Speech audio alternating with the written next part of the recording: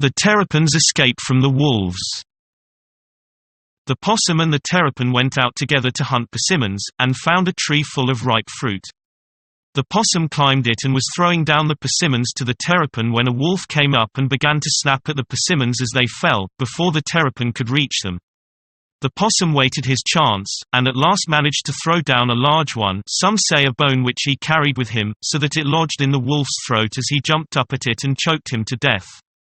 "I'll take his ears for hominy spoons," said the terrapin, and cut off the wolf's ears and started home with them, leaving the possum still eating persimmons up in the tree. After a while he came to a house and was invited to have some canahana gruel from the jar that is set always outside the door.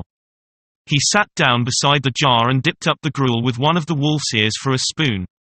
The people noticed and wondered. When he was satisfied he went on, but soon came to another house and was asked to have some more canahana. He dipped it up again with the wolf's ear and went on when he had enough. Soon the news went around that the terrapin had killed the wolf and was using his ears for spoons. All the wolves got together and followed the terrapin's trail until they came up with him and made him prisoner.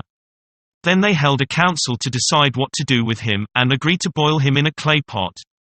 They brought in a pot, but the terrapin only laughed at it and said that if they put him into that thing he would kick it all to pieces.